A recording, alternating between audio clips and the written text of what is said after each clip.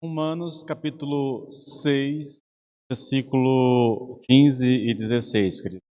O texto diz assim: E daí? Havemos de pecar porque não estamos debaixo da lei, e sim da graça? De modo nenhum. Não sabeis que daquele a quem vos ofereceis como servos para a obediência, desse mesmo a quem obedeceis sois servos, seja do pecado para a morte ou da obediência para a justiça. Senhor, meu Deus e meu Pai, nós te louvamos, Pai, nós te bendizemos, nós damos graças ao Senhor pelo privilégio, meu Deus, e a oportunidade de poder estar aqui, de poder orar com os meus irmãos, Senhor, e agora de poder estudar a Tua palavra, Senhor. Que seja um tempo muito, muito abençoador nas nossas vidas, no nome do Senhor Jesus, Pai. O Senhor alcance também aqueles que estão acompanhando ou vão ver essa mensagem pelas redes sociais, Pai. Que a Tua palavra, Senhor, alcance o nosso coração, Senhor, de maneira que a nossa vida seja transformada em o nome do Senhor Jesus Cristo. Amém e amém. Queridos, a gente lida com isso, com a relação a essa questão de Romanos.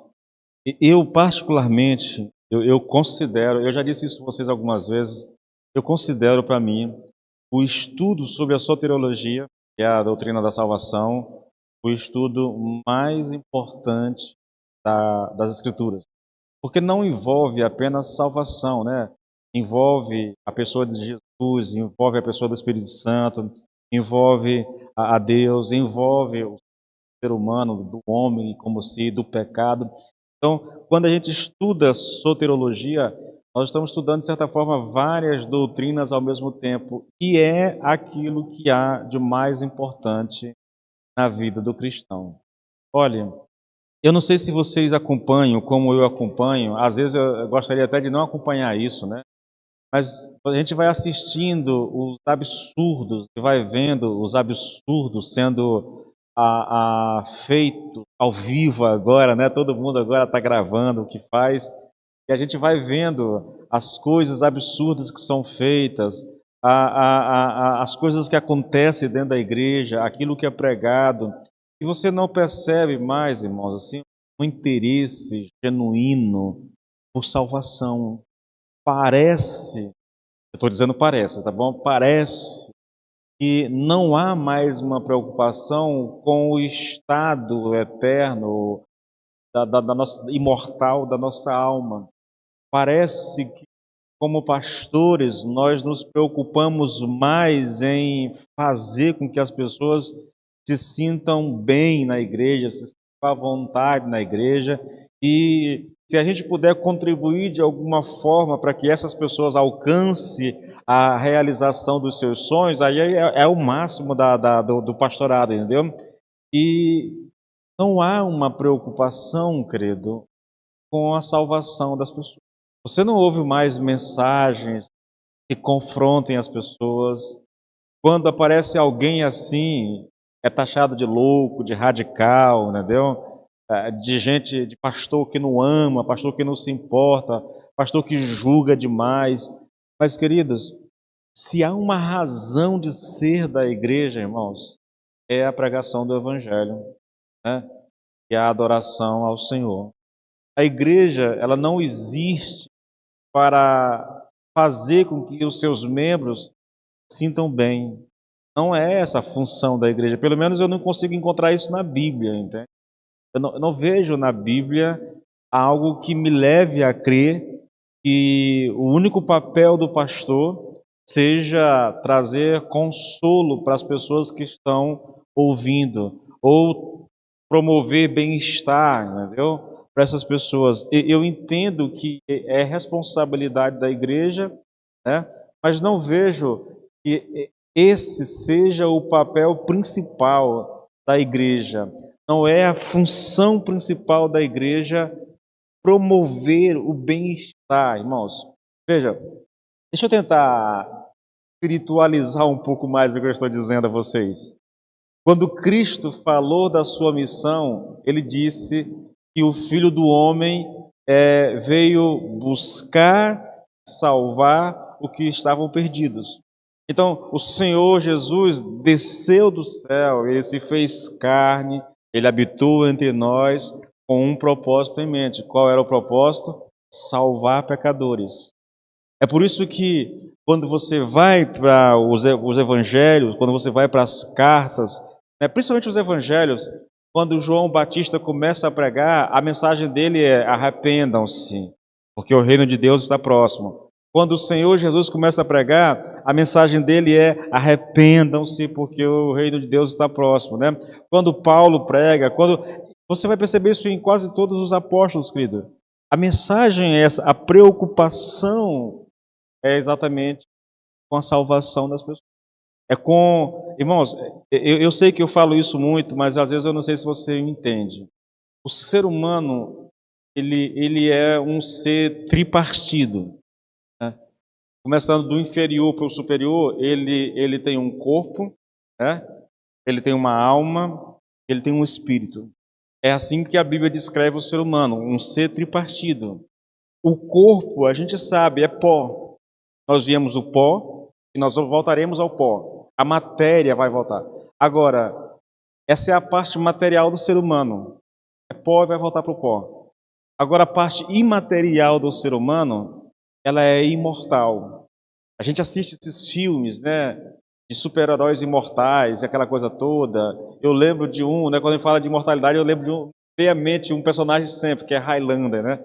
Eu assisti muito aquilo. Imortal, entendeu? Imortal. E a gente, que negócio bacana. Mas, na verdade, todo ser humano, do mais simples ao mais importante, do mais rico ao mais pobre, todo ser humano, ele é imortal. O que eu estou dizendo? É que a morte, como nós a conhecemos, é apenas a desconstrução da matéria. Mas até isso, né? A Bíblia diz que nós estaremos num corpo ressuscitado um dia e até esse corpo vai voltar. Mas o ser humano, ele é imortal, irmão. Uma das passagens que eu mais gosto da Bíblia, que ilustra isso de maneira muito clara, é Lucas, eu não sei se é 16 ou se é 18, quando fala a parábola lá, que para mim não é uma parábola, porque quando Cristo conta a parábola ele não cita nome, e nessa história ele cita lá o nome do mendigo, que é Lázaro, né? Acho que é Lucas 18, é 16. Eu nunca lembro. 16, né? Nunca lembro exatamente. Eu sempre fico confuso. É 16 ou é 18, mas é 16. O Senhor conta uma história, querido. Eu costumo dizer que aquilo ali é um convite para que a gente dê uma olhadinha para ver como é que é do outro lado, entendeu? Porque aquela história diz claramente que o ser humano não morre. Porque o mendigo morreu e quando ele morreu, vieram anjos recepcioná-los e levá-los ao seio de Abraão. É um termo que é usado para falar do paraíso. E quando o rico morreu, ele também foi levado para um lugar que a Bíblia descreve como o inferno. O que eu quero chamar a sua atenção? Veja, não tem nada a ver com pobre é salvo, rico é perdido. Isso é tolice. Na verdade, quando o Senhor contou essa história, irmãos, um dos propósitos na mente de Jesus era exatamente romper com o paradigma daquela sociedade que acreditava que quanto mais rico uma pessoa fosse, mais abençoada ela era, entendeu? E quanto mais pobre, mais miserável fosse a vida de uma pessoa, então aquela pessoa, o Senhor estaria tão aborrecido, tão indignado, que condenou ela a uma vida de sofrimento. Agora o rico não, ele está tão satisfeito com o rico que o abençoou com tudo aquilo que ele tem. Veja, a história não é para mostrar que pobre é salvo, rico a história é para mostrar o contrário, na verdade, porque o paradigma daquela sociedade era exatamente esse. Os ricos são ricos porque Deus está contente com eles. Bom, se Deus está contente com eles a ponto de enriquecê-los, é lógico que ele será salvo, ele vai ser salvo. Só que aconteceu exatamente o contrário. O pobre morreu e foi para o céu. O rico morreu e foi para o inferno. Mas o que eu quero chamar a sua atenção é para um detalhe só, irmãos. Um detalhe só. É para a imortalidade da alma humana. O que morreu, o que foi enterrado, foram os corpos, a matéria. A alma, o espírito, não vai ser enterrado, irmãos. Quando nós morremos, nossa parte material, vou descrever, vai para algum lugar. E a Bíblia diz que só há dois lugares para onde ela vai, ou um ou outro, entendeu? Então, por que eu estou falando tudo isso, querido? É porque eu percebo, irmãos, acompanhando a vida cristã no Brasil, por redes sociais, tudo, os vídeos da internet que a gente vê, você percebe que não há uma preocupação com aquilo que é mais essencial. Não há. Primeiro porque boa parte, e eu creio que isso é culpa do pastor, a igreja não quer submeter à doutrina, a ensino, entendeu? Como esse que nós vamos ter aqui hoje. Ensino, irmãos.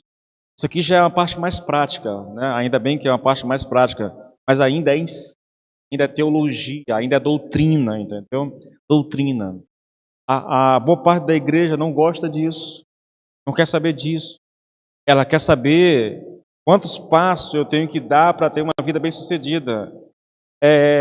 Quantas sexta-feira eu devo subir o monte para que Deus resolva a minha vida financeira. É isso que as pessoas estão procurando, irmãos. Tudo que elas buscam é um bem-estar aqui e agora. Pastor, mas é errado. Não, buscar um bem-estar pessoal não é errado. O meu problema não é esse. O problema é porque a igreja fez disso a essência do seu chamado. Então todo mundo que vai pregar quer pregar sobre isso, porque acha que se pregar uma doutrina as pessoas não vão gostar. E talvez não goste mesmo, entendeu? Porque a doutrina, irmãos, ela mexe com o nosso cérebro. Ela exige de você que você pense. Ela exige de você que você tente acompanhar o raciocínio sendo desenvolvido, porque isso é muito importante. Na verdade, é fundamental. Uma característica das cartas de Paulo, sabe qual é? Veja Romanos, por exemplo. No capítulo 1, irmãos. Eu vou colocar até o 8, mas isso vai até o 11, tá bom? Mas eu vou me ater até o 8. Nós temos a doutrina, ou eu prefiro chamar de uma teologia sistemática a respeito da salvação. Paulo trata de quase todos os problemas relacionados à salvação. Ele vai tirando todas as dúvidas, é por isso que ele vai fazendo pergunta. Olha, começa o versículo 15. E daí? Havemos de pecar porque nós estamos debaixo da lei e sim debaixo da graça? Tá vendo? Ele vai fazendo pergunta, porque ele sabe que o ensino que ele está transmitindo vai levar alguém a fazer esse tipo de pergunta. Então ele se antecipa, faz a pergunta e responde para que a pessoa não tenha dúvida nessa área. Mas isso requer, irmãos, um esforço. Vocês conseguem lembrar do que nós estamos tratando? De como começou essa carta? Deixa eu abrir aqui o texto, irmãos. Tudo começou lá, no versículo 1, irmãos. Que diremos então? Continuaremos no pecado para que a graça aumente ainda mais? Por que essa pergunta apareceu aqui? Porque Paulo tinha ensinado, 2 versos atrás, uma coisa que poderia ser mal interpretada. Ele disse, onde o pecado abundou, superabundou a graça. Bom, veja, alguém poderia pensar, e sim, ainda é possível, ainda hoje, alguém levantar o mesmo questionamento. Se onde o pecado abundou, superabundou a graça, então vamos continuar pecando. Mas por quê? Porque se eu continuar pecando, eu estou dando a Deus a oportunidade de Ele continuar manifestando a sua graça abundante, entendeu? Então, o meu pecado está ajudando Deus a ser mais gracioso ainda. Olha a loucura, irmãos. Mas é possível que alguém pense dessa forma. É possível que alguém chegue a esse tipo de dedução. E convenhamos, querido, a menos que eu seja salvo, a menos que o Espírito habite em mim, é muito fácil chegar a esse tipo de conclusão. É uma dedução que se faz, irmãos. Ora, se onde o pecado abundou, superabundou a graça, então eu posso deduzir que se eu continuar pecando, eu vou estar de alguma forma ajudando a Deus. Por quê? Porque eu estou dando a Ele a oportunidade de continuar manifestando essa graça abundante. Mas isso é um tipo de dedução maligno, querido. Porque uma pessoa que nasceu de novo e que tem o Espírito Santo habitando no seu coração, ele não vai usar a graça de Deus como permissão para pecar. Que ele sabe, na verdade, que Cristo morreu, que a graça de Senhor se manifestou para desfazer, para destruir o poder do pecado. Então, se a graça veio para destruir o poder do pecado, e eu estou debaixo dessa graça, como é que eu posso continuar no pecado, na verdade? Você percebe? É doutrina, é raciocínio, entendeu? É raciocínio.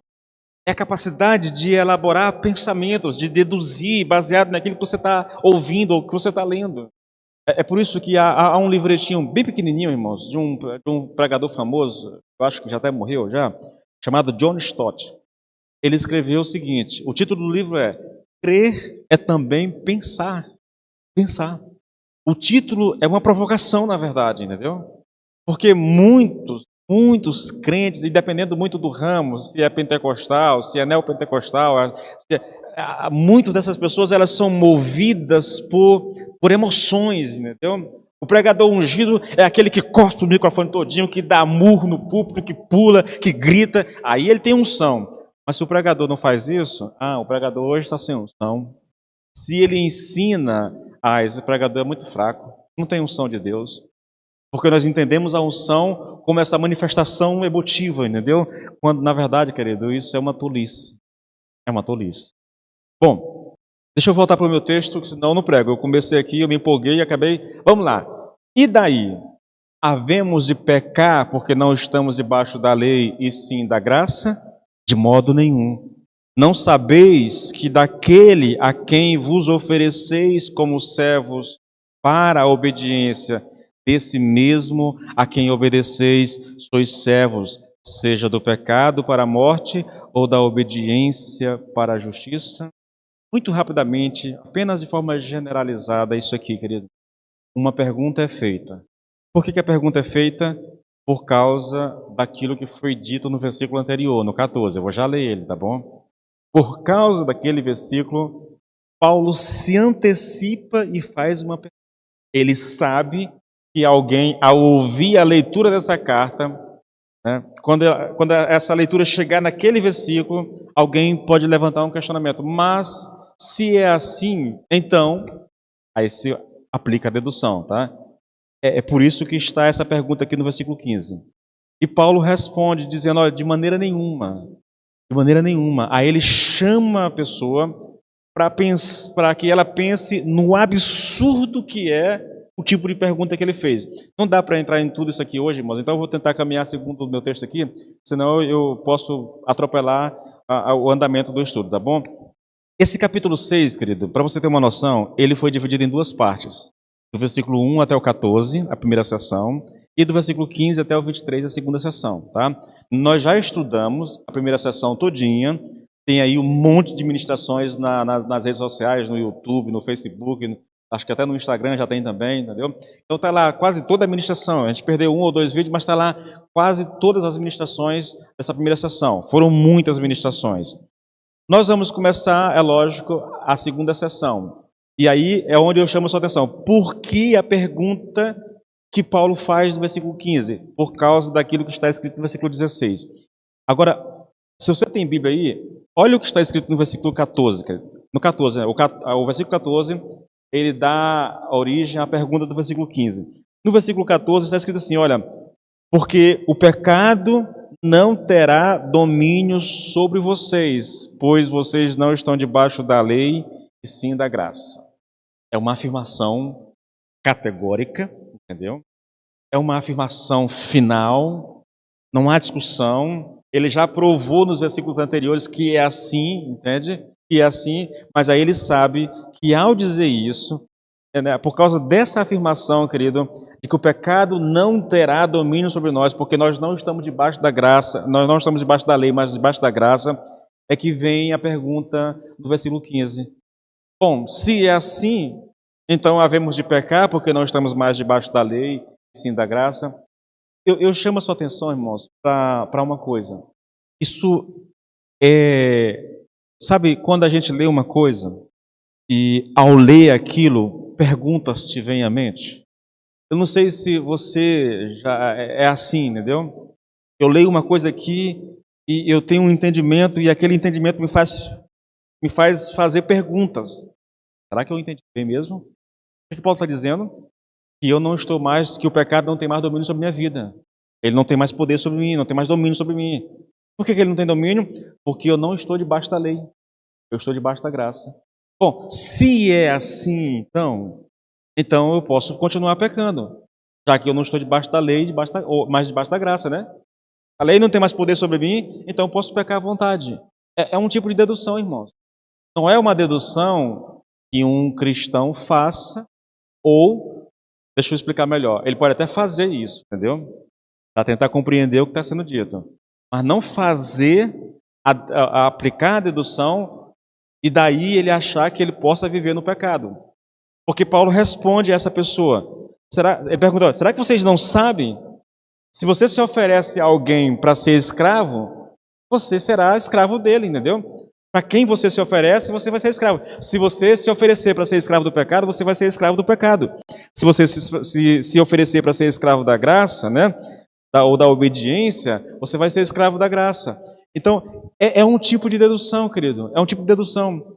Paulo está explicando para nós, irmãos, como é que funciona a vida cristã no que diz respeito à nossa relação com o Senhor. Ele está falando de vida de santificação, da nossa santificação. Então, olha só, querido, vamos aqui. Antes de eu continuar aqui, eu só queria chamar a sua atenção para uma coisa. Existe uma similaridade aqui entre os versículos 1 e o versículo 15. São as duas divisões do texto. A primeira começa no versículo 1 e vai até o 14. A segunda começa no versículo 15. Começam exatamente com duas perguntas. Na primeira, há uma pergunta e Paulo vai gastar todo o restante da primeira sessão, respondendo aquela pergunta. Aqui há uma segunda pergunta e Paulo vai gastar o restante do capítulo respondendo essa pergunta também. Olha a similaridade, queridos. Veja só. No versículo 1 está assim: que diremos, pois? Permaneceremos no pecado para que a graça seja mais abundante? Essa pergunta, ela tem esse sentido aqui, olha, vamos continuar pecando para que a graça de Deus continue abundando cada vez mais? É o que está sendo perguntado. O versículo 15 traz a outra pergunta. E daí? Havemos de pecar porque não estamos debaixo da graça e sim da lei? Debaixo da lei e sim da graça? A pergunta seria mais ou menos essa, olha, já que nós não estamos debaixo da lei, mas debaixo da graça, então nós podemos continuar pecando e fazendo tudo aquilo que nos der vontade?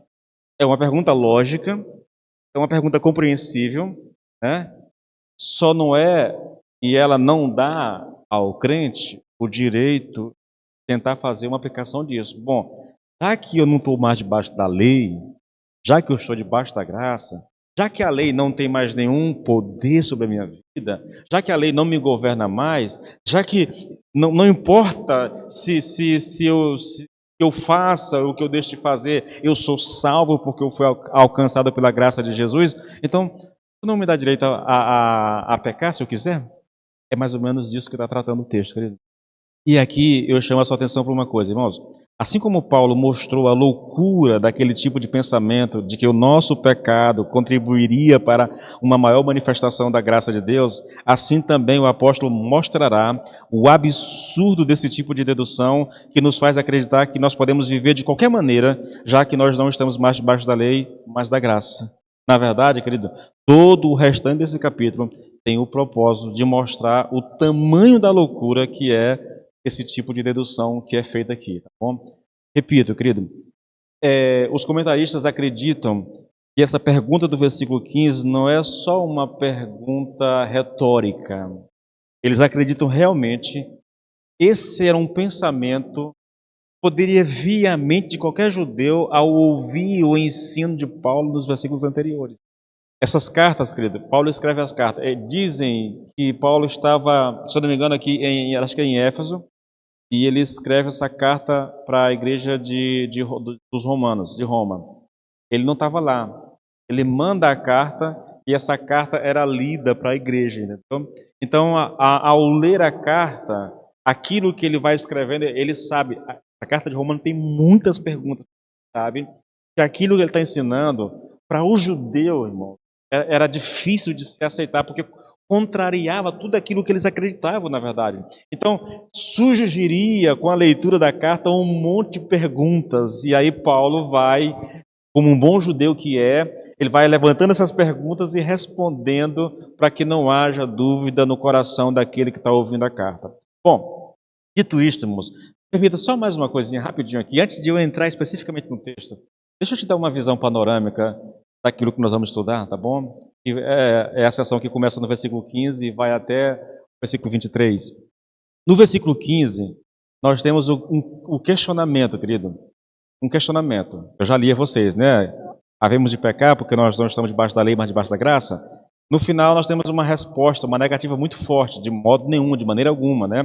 No versículo 16, Paulo explica a negativa, entendeu? Com um argumento geral. Ele vai explicar o porquê que ele disse de jeito nenhum, de maneira nenhuma, ele vai explicar isso. Depois, no versículo 17 e 18, ele explica o argumento geral. A resposta dele é um argumento que está no versículo 16. É uma resposta generalizada, um argumento geral. 17 e 18, ele vai explicar aquilo que ele disse no versículo 16, tá bom? No 19, ele já explicou, agora ele vai fazer uma aplicação geral daquilo que ele disse. Aí, a partir do versículo do 20 até o 23, ele traz um reforço ao apelo para a aplicação que ele fez no versículo 19, e é lógico, né, ele traz também aqui, de certa forma, uma exposição da última parte do versículo 16, onde ele diz assim, olha, ou do pecado para a morte, ou da obediência para a justiça. Ele traz uma explicação. É lógico que nós vamos ver isso aqui de maneira detalhada, tá bom? É só para você ter uma noção do que nós vamos estudar. Agora eu vou entrar no texto especificamente, tá bom? Vamos começar com a expressão "e daí?" Começa o versículo 15. E daí? Ou "e então?" É a pergunta. Ou, dependendo da tradução, "pois que?" A revista, a Almeida, a Revista e Corrigida, traz essa expressão. "Pois que?" Deixa eu abrir ela bem aqui. Está se levantando uma pergunta. Revista Corrigida. Isso. É exatamente isso, né? "Pois que pecaremos porque não estamos debaixo da lei, mas debaixo da graça?" Modo nenhum. Essa expressão, querido, "e daí?" ou "pois que?" "e então?" ela significa "por esta razão", ou então ela significa "consequentemente", ou ainda "sendo assim". É esse o significado. Eu vou já conectar o versículo 14 com esse versículo 15 e fazendo a aplicação do significado da expressão "e daí?", para você entender, tá bom? A ideia transmitida aqui com essa expressão, querido, é a seguinte. Escute. Paulo está concluindo a sua grande sessão, né? A grande sessão inicial do capítulo 6. Começou lá no versículo 1, vai até o 14. O 14 é a conclusão dessa sessão. Na conclusão, ele diz isso aqui: "Porque o pecado não terá domínio sobre vós, pois não estáis debaixo da lei, e sim da graça." Ao dizer isso, irmãos, ele imagina que alguém que está ouvindo a leitura da carta vai levantar a mão e perguntar: sendo assim, eu estou aplicando o significado da expressão "e daí?" Sendo assim, já que não estamos mais debaixo da lei, mas debaixo da graça, podemos continuar pecando e fazendo tudo aquilo que nos der vontade? É essa conexão do versículo 14 com o 15 e da sessão anterior com essa sessão que nós vamos estudar agora, tá bom? Sendo assim, já que é verdade que nós não estamos mais debaixo do pecado, já que é verdade que o pecado não tem domínio sobre nós, porque nós não estamos debaixo da lei, mas debaixo da graça, então quer dizer que nós podemos continuar pecando? O problema que Paulo enfrentava, querido, não era apenas um problema, não era apenas os questionamentos que surgiam a respeito da sua mensagem, mas uma oposição implacável em relação à pregação. Eu quero que você entenda uma coisa, irmãos. Isso que nós ouvimos hoje, talvez para você seja difícil de compreender, né? Ou talvez, dependendo da sua origem cristã, de onde você aceitou a Cristo, daquilo que você ouviu no começo da sua caminhada, talvez isso soe estranho, né? Se você vem acompanhando o estudo de Romanos, o que nós temos pregado em Romanos, querido, é o seguinte: a salvação, ela é uma obra exclusiva de Deus, não é obra de homem. A salvação, ela não depende do esforço humano, assim como o judeu acreditava, e assim como muitas pessoas no evangelicalismo brasileiro acreditam, que ele precisa ou que ele pode fazer alguma coisa para ajudar Deus a salvá-lo. Isso está, querido, infelizmente, essa é a realidade que predomina no Brasil. Vou dar um exemplo para vocês. A pessoa, ela aceitou a Cristo, né? Vocês conhecem o meu pensamento sobre isso, eu não vou explicar. Ela aceitou a Cristo.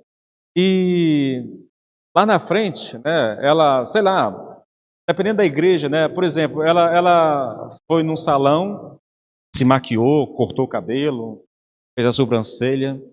Para algumas igrejas, isso faz com que você perca a sua salvação, que você se desvie, entendeu?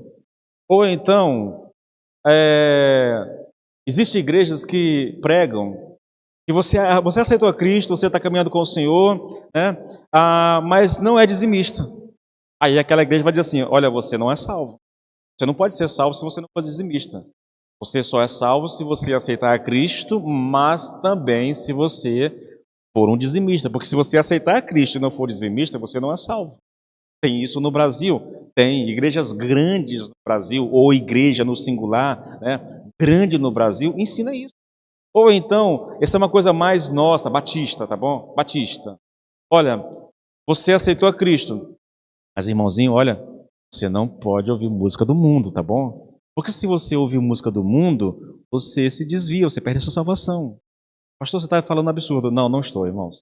Não estou. Eu sei do que eu estou falando e eu tenho 25 anos nesse meio. Eu fui alcançado pelo Senhor Jesus Cristo numa igreja batista. Pode assistir filme, pode assistir novela, pode ler livros seculares, mas não pode ouvir música, tá bom? Esse é um pensamento. Não é que eu estou defendendo, irmãos. Se você me pediu um conselho, eu vou dizer assim: olha, música secular hoje está difícil de polir, viu? Você achar alguma coisa que preste. Assim como também música cristã, é complicado de você achar alguma coisa boa hoje, tá? Porque tudo é mercado, é feito para o mercado, é feito para o consumo, né? Cantores evangélicos que, no interesse de pregar uma grande produtora, eles permitem que a própria produtora podem aquilo que eles querem cantar, ou aquilo que escreveram, as letras das canções, entendeu? Porque o cara vai lá e diz assim: olha, isso aqui não é comercial, isso aqui não vai vender bem. Então, se eu fosse você, eu tiraria esse trecho da canção. Sabiam disso? Muitos cantores não são livres, né? Cantores evangélicos. Mas para isso, querido, eles têm que se submeter às regras dele lá. Então, é Cristo mais alguma coisa. Entende? Só aceitar a Cristo não é suficiente. Se você aceitou a Cristo, mas você gosta de música do mundo, se você aceitou a Cristo, mas gosta de andar com o cabelo bem arrumado, bem maquiada, né? Se você aceitou a Cristo, mas não é dizimista, tudo isso faz com que você perca a salvação. O que isso está sendo dito? Qual é o ensino? Para mim, isso não é subliminar, isso é crasso demais, entendeu? Talvez quem ensine não se dê conta, não consiga pensar além das limitações que foi imposta a ele, será pela teologia que ele aprendeu. Mas qual é o ensino, irmãos, aí? Precisa de Cristo, mas precisa de mais alguma coisa. É a mesma coisa, sem tirar e sem colocar, é a mesma coisa que acontecia com os judeus convertidos da época de Paulo. Por essa razão que Paulo escreveu a carta aos Gálatas. Porque aqueles irmãos lá ouviram o evangelho por meio de Paulo, só que depois que Paulo saiu daquela cidade, vieram esses falsos pastores judaizantes, e começaram a ensinar: vocês aceitaram a Cristo, está certo, vocês precisam de Jesus, tem que aceitar a Cristo, mas, contudo, porém, vocês também precisam se circuncidar, porque se vocês aceitarem a Cristo, mas vocês não se circuncidarem, vocês não serão salvos. Isso está no nosso meio. É lógico que o assunto não é mais circuncisão, mas é o homem ensinando que nós precisamos fazer alguma coisa para ajudar a Deus a nos salvar. Para ajudar a Deus a nos salvar. Esse tipo de ensino, querido, ele é violentamente, não o ensino que diz que Cristo mais alguma coisa, mas todo aquele que prega o Evangelho, que anuncia o Evangelho, dizendo e ensinando que Cristo é suficiente para salvar, que o sacrifício de Jesus salva e não há nada que o ser humano possa fazer para ajudar Cristo a te salvar. Esse ensino, tanto na época de Paulo como hoje, ele é um ensino, querido, que levanta questionamentos e ele é violentamente atacado, porque dizem que nós estamos Porque essa era a acusação contra Paulo, que Paulo estava facilitando a entrada das pessoas na igreja por interesses pessoais, entendeu? Ele queria encher a igreja. Então, ele não está cobrando lei das pessoas. Ele diz, é pela graça e você pode vir do jeito que quiser e ficar como quiser. Na verdade, não era esse o ensino. Mas olha só, não era o que o Paulo ensinava. Era assim que as pessoas o criticavam. Olha só, Romanos 3, versículo 8, querido. Romanos 3, 8. Diz assim, olha. E por que não dizemos, como alguns caluniosamente afirmam que o fazemos? Isso é Paulo, entendeu o que está falando? As pessoas estão dizendo que o ensino de Paulo é esse aqui, olha. Pratiquemos o que é mal para que nos venha o que é bom. É essa acusação que Paulo sofria por pregar a mensagem da graça. A mensagem de que nós somos salvos pela fé na obra de Cristo e nós não podemos fazer nada para nos ajudar na salvação. Não há nada que eu possa fazer ou que eu deixe de fazer para que Cristo me salve, querido. A única coisa que é requerida de mim é fé. Agora, veja, querido, eu preciso fazer um esclarecimento. Nós somos salvos pela fé? Somos. Só que fé não é algum tipo de crença intelectual, algum tipo de consentimento intelectual. Ah, eu tenho fé. Se eu tenho fé, irmão, na verdade eu gosto muito de uma expressão, os antigos. Eu sugiro a você que se um dia quiser ler bons livros, tem que voltar pelo menos 100 anos no tempo para poder achar uns livros bons, entendeu? Com raríssimas exceções nos nossos tempos modernos. Os antigos diziam que a fé ela era caracterizada por 3 letras C. Conhecimento. Fé é conhecimento. É lógico. Fé não é um salto no escuro. Eu creio. Por que você crê? Não, eu creio. Mas como é? Não, eu só sei que eu creio. Não, isso não é fé, querido. Isso não é fé. Por que eu creio? Eu creio. Por que eu creio que Deus possa curar uma pessoa? Porque a Bíblia está recheada de exemplos de pessoas sendo curadas. E o Deus que curou lá no tempo que foi escrito é o mesmo Deus de hoje. Então, Ele pode curar também. Tá? Eu creio por isso. Por que eu creio que a salvação é pela fé na obra de Cristo e não em alguma coisa que eu possa fazer? Porque está escrito, irmãos. Todo o Novo Testamento, principalmente as cartas de Paulo, nos ensinam que a salvação acontece por causa do que Cristo fez, não por causa de alguma coisa que eu faça ou que eu deixe de fazer. Então, fé é conhecimento. Sem conhecimento, não há fé. Entendeu? Não há. A segunda letrinha, C, é o C de concordância. Eu preciso conhecer, mas eu também preciso concordar. Porque eu posso saber, eu posso conhecer, eu posso ler na Bíblia que Jesus Cristo curou enfermos, Ele curou cego, Ele curou aleijados, Ele curou surdo, Ele até ressuscitou morto depois de 4 dias. Está lá a informação, eu tenho o conhecimento. Mas aí eu digo assim, isso não é possível, não concordo com isso. Pronto, acabou. Não há fé mais. Conhecimento sem a concordância, já era, irmãos. Eu preciso conhecer, eu preciso concordar, mas eu preciso também confiar. E a melhor forma de retratar isso para você é exemplificando, né? Eu não vou mais lembrar dos nomes, das datas, mas o fato eu lembro. Vou tentar narrar o fato para você de maneira bem generalizada para você entender o que eu estou falando. Um cara, ele estava cruzando a fronteira dos Estados Unidos com o Canadá. Lá tem uma cachoeira muito grande, uma queda d'água muito grande, que eu não me lembro aqui mais o nome, já faz tempo que eu conto isso.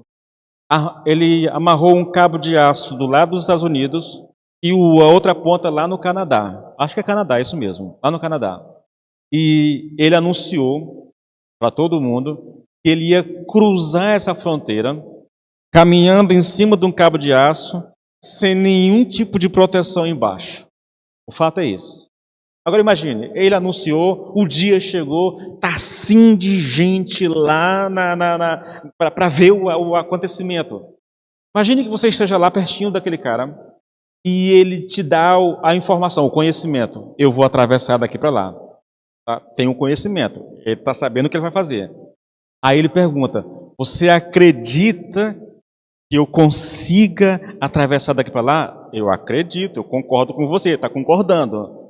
Agora vem a terceira questão. Você confia realmente? Confio. Então, monta aqui nas minhas costas e vamos comigo. porque isso denota fé, querido. A fé, para ser completa, ela precisa desses 3 passos: conhecimento, concordância e sem isso não é fé. Fé que não se evidencia, fé que não se manifesta, não é fé, irmãos. Não é fé. Tenho vontade de falar sobre isso. Que para mim é algo tão importante, irmãos, isso. Vou deixar a dica para você. Mateus 7. Leia lá depois. Parte final. Senhor, Senhor, no Teu nome nós expulsamos demônio. Senhor, Senhor, no Teu nome nós curamos enfermo. No Teu nome afastai-vos de mim, vós que praticais a iniquidade. Não conheço você. Se eu creio em Deus, irmãos, se eu creio que Jesus morreu por mim, então isso precisa ser evidenciado por uma vida de santidade. Tá bom? Bom, vamos voltar aqui, irmãos. Novamente, o problema que Paulo enfrentava não era apenas os questionamentos que surgiam a respeito da sua mensagem, mas uma oposição implacável com relação à sua pregação. Aqui surge, irmãos, uma questão que deveria inquietar todo aquele que foi chamado para pregar o Evangelho. Veja, a questão é a seguinte: se Paulo, com toda certeza, foi o maior pregador de todos os tempos, sofreu tanta oposição por causa da mensagem do Evangelho, por que a nossa mensagem não incomoda mais as pessoas? Na verdade, por que há no nosso coração um desejo tão absurdo de querer agradar as pessoas, de pregar aquilo que a gente sabe que as pessoas vão gostar? Porque o interesse de boa parte dos pregadores é o seguinte: é terminar o culto e ele ouvir aquele elogio. Pastor, que mensagem poderosa, pastor. Olha, meu coração está jubilando. Irmãos, isso é bom ouvir? É, querido, mas nós não pregamos por isso, irmãos. Paulo disse: se eu quisesse agradar a homens, eu não poderia estar servindo ao Senhor. Não dá. Irmãos, não dá para agradar a Deus e ao mesmo tempo querer agradar vocês. O meu desejo, eu falo de mim como pastor, o meu desejo é agradar o meu Deus. Se isso vai agradar vocês ou não, isso é um problema de vocês, porque eu não prego preocupado com o que vocês vão pensar de mim. Aí uma coisa que não me faz perder o sono de forma alguma é o que vocês vão pensar da minha mensagem, entendeu? A minha consciência, ela está diante do Senhor. Com o Senhor eu me preocupo, com Deus eu me preocupo, entendeu? Agora, se vocês vão gostar ou não, você me desculpe, mas isso não é comigo. Eu não tenho, eu não monto uma pregação, eu não preparo uma mensagem pensando no que as pessoas vão achar da minha mensagem, de forma alguma, entendeu? Minha preocupação é, eu estou sendo fiel às Escrituras, eu estou pregando e interpretando corretamente as Escrituras, porque se tiver, irmão, para mim está bom demais. Então vamos lá, voltando, irmãos. Se Paulo sofreu tanta oposição, por que é mal? Irmãos, um pregador que cai nas garras do povo com a sua mensagem, tem que ter um pouco de... Isso talvez não seja um bom sinal. Lloyd Jones diz uma coisa interessante: qualquer mestre que mereça o seu salário enfrentará muita oposição. Por quê? Por causa da mensagem que ele está pregando. Ele também disse uma coisa interessante, irmãos. Ele diz que havia 2 principais tipos de pessoas que criticavam o apóstolo pelo ensino dele. E os mesmos 2 tipos de pessoas, de grupos, ainda se acham entre nós hoje na igreja. O primeiro grupo consistia daqueles judeus legalistas, às vezes chamado de judaizantes. É aqueles a que eu me referi agora há pouco, né? São aqueles que foram lá na região da Galácia. Depois que Paulo pregou o Evangelho, fundou a igreja, aí ele sai, esses pregadores chegam e dizem assim: olha, vocês precisam de Cristo, mas também precisam circuncidar. Sem circuncisão não há salvação. Paulo pregou, Paulo enganou vocês. Na verdade, Paulo foi bondoso com vocês, Paulo não impôs nada a vocês, porque ele queria atrair vocês para ele. Por isso que ele não pregou o Evangelho completo, porque o Evangelho completo, de acordo com esses falsos mestres, é Cristo mais alguma coisa, tá? No caso deles, a circuncisão. Para essas pessoas, irmãos, pregar que nós somos justificados somente pela fé e que por isso não estamos mais debaixo da lei, mas debaixo da graça, o fará culpado de estimular a licenciosidade e a ilegalidade. A ideia é a seguinte: se você fala da mensagem, e eu vou dizer uma coisa para você, eu sei que boa parte de pastores no Brasil não pregam a mensagem da graça, da justificação pela fé, porque eles acreditam mesmo Se você pregar a graça como ela deve ser pregada, você abrirá na sua igreja, entre as suas ovelhas, um precedente que levará as pessoas ao pecado. Porque não é que ninguém anula a lei, irmãos, mas é porque a mensagem da salvação é exatamente essa. Você não é salvo por alguma coisa que você. Eu lembro de evangelizar as pessoas, né? Aí as pessoas dizem, pastor, eu gosto do evangelho, pastor. Eu até queria aceitar Jesus Cristo, mas eu gosto muito daquilo ali, e ela não queria abrir mão daquilo. Então ela pensa assim, para aceitar a Cristo, eu pensei isso, na verdade, durante um bom tempo, irmão. E para aceitar a Cristo, eu tinha que largar a vida de pecado que eu tinha. Pastor, eu não tenho que fazer isso, não. Não, irmãos. Não. A Bíblia não diz que você tem que largar o seu pecado para depois ir para Cristo. Não há em nenhum lugar da Bíblia essa mensagem. Então quer dizer que eu posso continuar pecando? Não, também não é isso, não, irmãos. A Bíblia não diz em nenhum lugar que você deve continuar pecando depois que aceita Cristo. E como é que funciona? É simples, irmão. Eu vou como eu estou. Se, de fato, Cristo me alcançar e o Espírito habitar o meu coração, você pode ter certeza, irmãos, eu não vou continuar com a vida de pecado. E não é porque eu me converti e recebi uma lista do que eu posso, do que eu não posso fazer. Tem igrejas que fazem isso. Então, se converteu, aceitou a Cristo aqui, ele é levado para um canto ali, vão orar para ele, vão dar uma orientação e uma listinha. Aqui, a partir de agora você tem que fazer isso, não pode mais fazer isso, aquilo. Isso não funciona, irmão.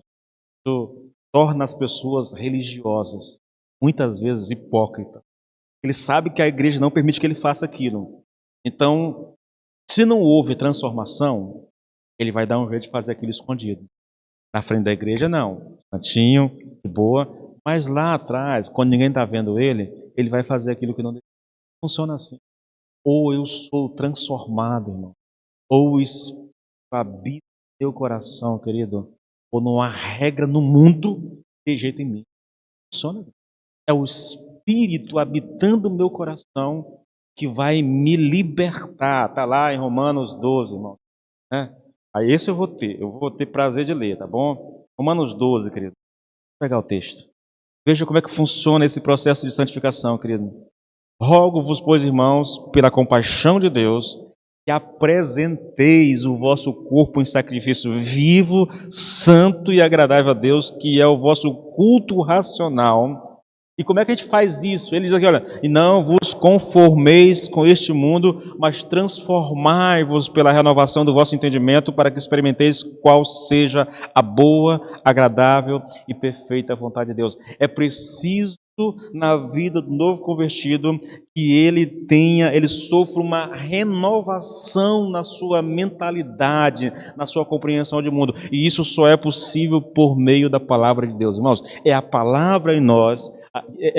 A ferramenta do Espírito Santo é a palavra, entendeu? Ele vai usar a palavra para ir moldando o meu caráter, para ir moldando a minha forma de pensar. Irmãos, quando eu não conhecia Cristo, eu tinha uns pensamentos muito doidos, irmãos. Eu defendia coisas absurdas, que eu vejo as pessoas defendendo hoje, me choca, mas eu lembro, poxa, eu defendia isso também lá atrás. O que mudou? Mudou porque Deus me alcançou. E desde que Deus me alcançou, eu passei a ler a Bíblia. Irmãos, eu estou... Olha, às vezes eu falo isso e eu fico pensando assim, meu Deus, será que as pessoas vão me entender realmente? Porque o ponto aqui é o seguinte, querido. Uma transformação na mente só vem pela leitura da palavra. Eu tenho me disciplinado durante a minha vida para ler a Bíblia sempre. O ano passado eu li a Bíblia 4 vezes. Esse ano, o meu propósito é 2 vezes. No final das contas, terminando esse ano as 2 vezes, eu chegarei, se eu não me engano, na minha 25ª leitura consecutiva da Bíblia. 25 vezes, querido. A Bíblia toda. O Novo Testamento sozinho eu já li um monte de vezes. Isso. Essas leituras são as minhas leituras devocionais, fora todo o tempo gasto com estudo e outras coisas, entendeu? São leituras devocionais. Todos os dias eu leio a palavra. É assim que a nossa mente vai... Não, irmãos, não é uma regrinha. Você não pode fazer isso, você não pode vestir aquilo, você não pode ouvir aquilo, você não pode ir para tal lugar, não pode... Irmãos, isso é, sinceramente, vocês que estão comigo há mais tempo sabem que eu não crio regra para a igreja. Por quê, pastor? Porque o senhor é liberal? Não. Eu entendo que elas não funcionam. Entendo que não funcionam. É bom ter algumas regras? Às vezes é, irmãos. Eu até acho que às vezes é legal. Se Deus estiver habitando no teu coração e você se submeter à palavra em ler e aprender, ninguém precisa te dizer o que você precisa fazer, irmão. O Espírito vai te orientar. E eu não estou espiritualizando, não estou. Em toda a minha vida como crente, eu nunca precisei de um pastor para dizer assim, não pode fazer isso, você não pode fazer aquilo. Por quê? Eu sempre li a palavra. E eu sempre ouvi a palavra.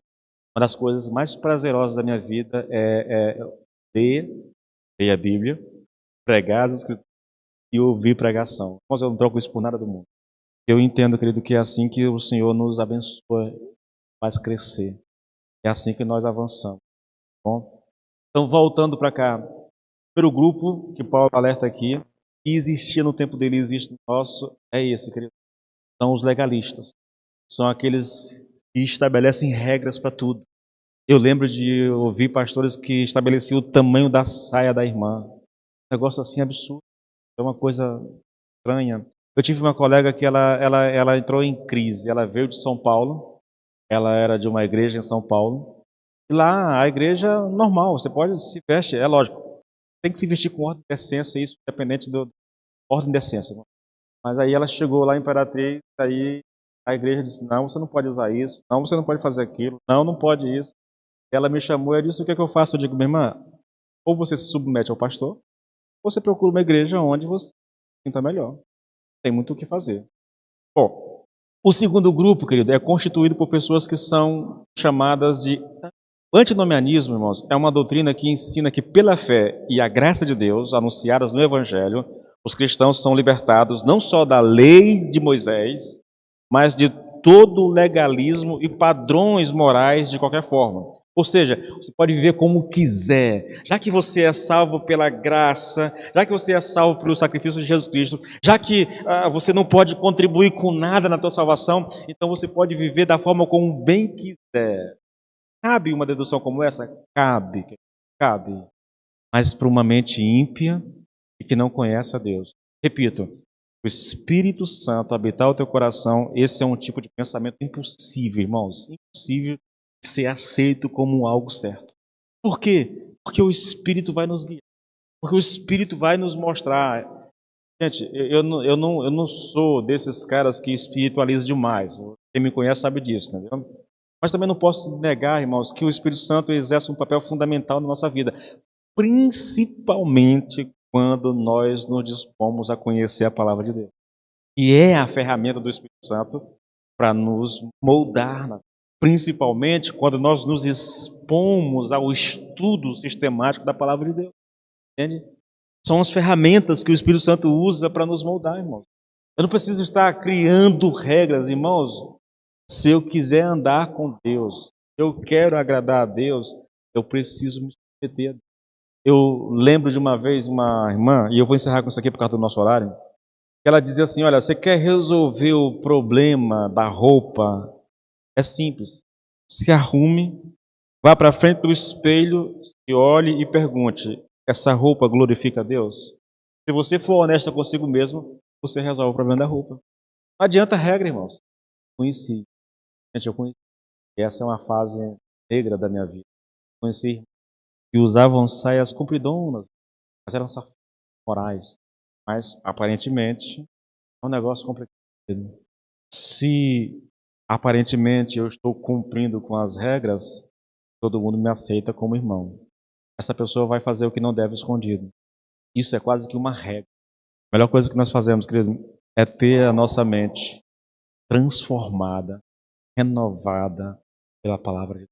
Eu vou finalizar. Queridos, deixa eu dizer uma coisa para vocês. Não há conselho mais prático, mais simples e mais abençoador do que te instruir a ler constantemente as Escrituras. Pelo menos uma vez por ano, irmãos. Uma vez. Se eu ler 4 capítulos por dia, quando eu chegar lá no mês de agosto, já posso até reduzir para 3, eu vou terminar a minha leitura bíblica no ano, sem problema. As minhas filhas, irmãos, com 7 anos, elas leram a Bíblia, elas terminaram a leitura delas em outubro. Tem uma ideia. Minhas filhas de 7 anos de idade, elas leem 4 capítulos por dia. É lógico. A labuta lá é grande, entendeu? Porque para criar imagine, Sabiam? Perto de 5%, de 6% dos cristãos vivem a vida cristã como deveriam viver. O resto, irmãos, eu estava numa sala seminarista. Seminarista é o cara que está se preparando para o ministério. O cara que está se preparando para o ministério, o ministério, a ferramenta de um pastor, a principal ferramenta do pastor é as escrituras. Um pastor que não conhece as escrituras, irmãos, ele está no lugar, é um motorista que não sabe dirigir, entendeu? É o Masterchef que não sabe cozinhar. Você consegue ver o absurdo? Então eu estou lá, uma sala com 17 alunos, e a pergunta surge: quem aqui já leu a Bíblia 2 vezes? Eu acho que mais. Quem aqui já leu a Bíblia uma vez? Permaneceu? Irmãos, a imensa maioria da turma. Eu li uma estatística que nos Estados Unidos, 70% dos pastores nos Estados Unidos só leem a Bíblia para pregar. Não há leitura devocional, não há uma dedicação diária às Escrituras.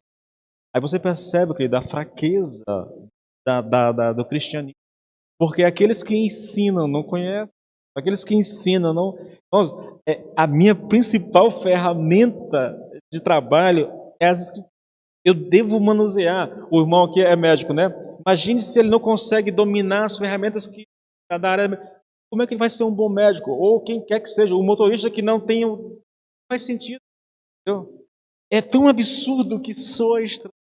Mas isso caracteriza boa parte do cristianismo. É por isso que não há muito interesse em doutrina. Porque isso requer muita dedicação, horas e horas de. Para preparar uma mensagem dessa aqui, de 1 hora, eu gasto 10, 15 horas lendo. Sempre assim. 6 comentários bíblicos, com dicionários. Aqui, nesse tablet aqui, eu tenho aqui, irmãos, por baixo aqui, umas 10 versões de Bíblia. Eu olho, que eu comparo. Horas preparando, com a intenção de trazer uma mensagem reta. E ainda tem o drama, que é tentar me fazer compreensível, a ponto de que você não entre aqui, saia daqui quadro, sem saber o que ouviu. É fácil, mano. Então é muito mais fácil se eu te ensinar 5 passos para uma vida bem-sucedida. Faça isso, aquilo, mais aquilo, e aí você entendeu, e você quer aquilo, você deseja aquilo, fica até mais fácil de aprender, né? Na doutrina. Mas sem doutrina, irmãos, não há riqueza de fé. Sem doutrina, não há um cristianismo. Sem doutrina, irmãos, não há fortaleza na caminhada. Né? Não adianta passos para isso quando a luta bater a nossa porta, querido, e eu não estiver firmado na rocha, como diz por Jesus lá em Mateus 7. Se a tua casa está firmada na areia, por falta de uma boa base, de um bom alicerce, ela vai ruir, irmãos, ela vai cair. Porque o vento e a tempestade vai vir sobre quem está firmado na rocha, sobre quem está sobre a areia. Os dois vão passar por tempestades, por lutas. Só que aquele que está firmado na rocha, ele não vai ser destruído nem pelas ventanias. Mas aquele que tem a sua casa sobre a areia, sem alicerce, sem nada, vai ruir. Isso que caracteriza o nosso chamado, que a nossa casa esteja firmada na rocha. Porque quando as lutas vierem, elas não vão nos levar. Amém? Se coloque de pé, por favor, em nome de Jesus.